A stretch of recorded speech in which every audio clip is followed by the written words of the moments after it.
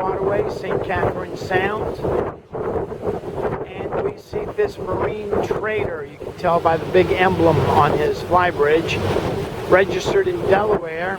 He's southbound. Pretty looking boat.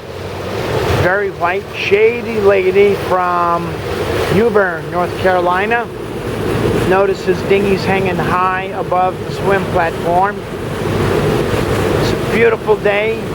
Not much wind. Did I mention it's low tide and we've got 12 feet under our keel. If you want to learn more about cruising, ask Captain Chris.